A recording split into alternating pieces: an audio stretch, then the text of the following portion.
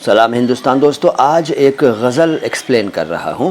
عبدالحمید ہوش کی غزل ہے اور اس غزل کو آپ نے شاید مہدی حسن صاحب کی آواز میں سنا ہوگا اور دوسرے سنگرز کی آوازوں میں بھی آپ نے یہ غزل شاید سنی ہوگی۔ اس غزل کے مطلع کا مصرع اولیٰ ہے، یعنی پہلے شعر کا پہلا مصرع یا پہلی لائن ہے، میری آہوں میں اثر ہے کہ نہیں دیکھ تو لوں۔ تو دیکھیے اس طرح سے ہے غزل، میری آہوں میں اثر ہے کہ نہیں دیکھ تو لوں، رفت درد جگر ہے کہ نہیں دیکھ تو لوں۔ یہ اس کا مطلع ہے اور اس میں جو انیک کٹھن شبد آئے ہیں ان کو آج سمجھا رہا ہوں اور پوری غزل کو سمجھا رہا ہوں، ٹھیک ہے۔ لیکن اس سے پہلے کہ میں اپنی بات آگے بڑھاؤں، آپ سے کہنا چاہوں گا کہ ویڈیو کو لائک کر لیجئے اور چینل کو سبسکرائب کر لیجئے، کیونکہ بعد میں آپ لائک کرنا بھول جائیں گے، سبسکرائب کرنا بھول جائیں گے، ٹھیک ہے۔ جلدی سے لائک کیجئے اور سبسکرائب بھی کر لیجئے اگر نہیں کیا ہے تو۔ اچھا صاحب، تو یہاں شاعر جو ہے نا بہت دکھی ہے، بہت ہی پریشان ہے، اور اب وہ اتنا پریشان ہو گیا ہے کہ وہ چاہتا ہے کہ ٹھیک ہے اور آ جائیں غم، جتنے غم آنے ہیں آ جائیں، دیکھتا ہوں کتنے غم آئیں گے۔ تو شاعر کہتا ہے کہ میں یہ دیکھنا چاہتا ہوں کہ میری آہوں میں اثر ہے یا نہیں، اور رفت درد جگر ہے یا نہیں۔ آج میں دیکھ ہی لیتا ہوں۔ اب یہ رفت درد جگر کیا ہوتا ہے؟ دیکھیے یہ 3 شبدوں سے بنا ہے، رفت یا رفعت اور درد اور جگر۔ جگر کا درد جو ہوتا ہے اس کی رفت، رفت کا مطلب ہائٹ، پیک، بلندی، چوٹی، ہائی لیول۔ تو شاعر کہتا ہے کہ میں اب اپنے جگر کے درد کی بلندی یعنی ایک دم پیک دیکھنا چاہتا ہوں، چرم سیما دیکھنا چاہتا ہوں کہ کتنا درد ہوگا۔ اچھا، درد جگر کا مطلب یہاں لٹرلی جگر کا درد نہیں ہے بلکہ دکھ کی بات ہو رہی ہے، ٹھیک ہے نا۔ تو جگر کا درد مطلب دکھ، تو اپنے دکھ کی بلندی یعنی پراکاشٹھا دیکھنا چاہتا ہے۔ اور اس کے بعد شعر ہے کہ وہ جو تھا باعث تسکین غم ہجر کبھی، اب وہی دیدہ تر ہے کہ نہیں دیکھ تو لوں۔ شاعر کہتا ہے کہ وہ دیدہ تر، یعنی دیدہ تر کا مطلب گیلی آنکھ، بھیگی آنکھ، نم آنکھ، روتی ہوئی آنکھیں، دیدہ تر۔ وہ جو آنکھیں میرے لیے روتی تھیں، رویا کرتی تھیں، وہ میرے ہجر کے غم کی تسکین کا باعث تھیں، باعث تسکین غم ہجر، یعنی ہجر مانے جدائی اور غم آپ جانتے ہیں، تسکین کا مطلب سانتونا، تسلی۔ تو جو میرے دکھ، میرے ہجر کا جو دکھ تھا، جدائی کا جو غم تھا، اس کی جو تسکین مل جاتی تھی، اور تسکین کا کارن جو تھا وہ تھیں وہ 2 آنکھیں جو میرے لیے رویا کرتی تھیں، وہ اب بھی ہیں یا نہیں ذرا دیکھ تو لوں۔ اور پھر شعر ہے، وہ تو آ جائیں گے سرتاپا تجلی بن کر، تاب نظارہ مگر ہے کہ نہیں دیکھ تو لوں۔ سرتاپا مطلب سر تا پا، سر سے لے کر پاؤں تک، اور تجلی کا مطلب ہے تیج، چمک، لسٹر، ٹھیک ہے۔ اور تاب نظارہ کا مطلب ہے نظارے کی تاب، نظارہ مطلب دیکھنا، درشیہ، درشن، سین، اور تاب کا مطلب ویسے تو چمک ہوتا ہے، یہاں ہمت اور طاقت ہے، ٹھیک ہے۔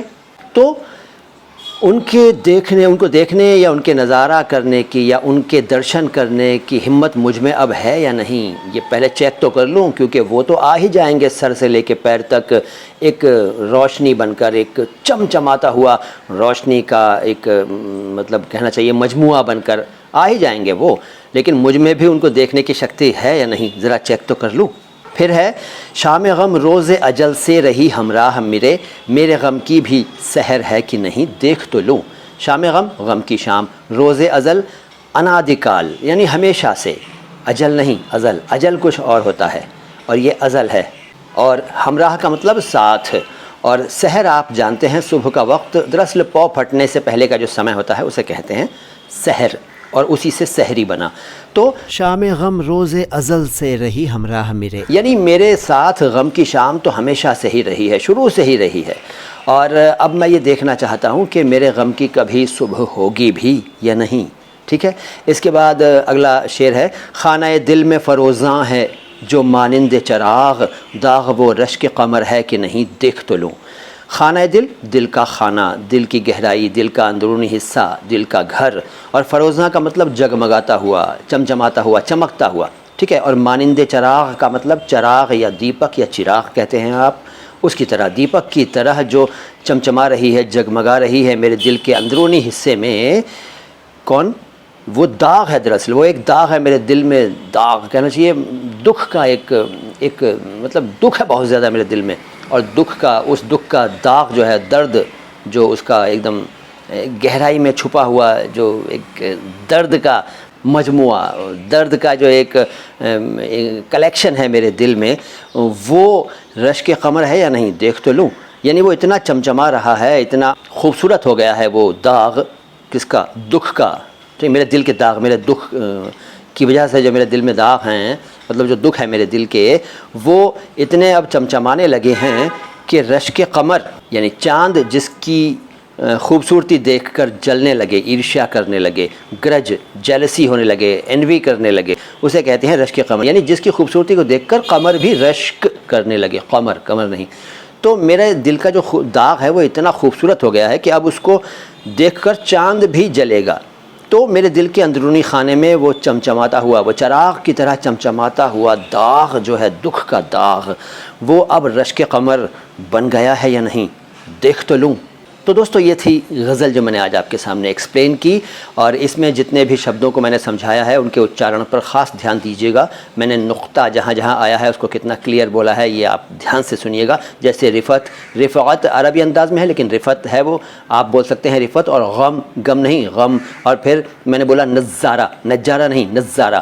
پھر روز ازل بولا میں نے، اور اس کے بعد میں نے خانہ دل بولا، کھانا نہیں بولا۔ فروزاں بولا، فروجاں یا فروجاں نہیں بولا، اور چراغ بولا، چراغ یا چراغ نہیں بولا، ٹھیک ہے۔ اور رشک قمر بولا، قمر۔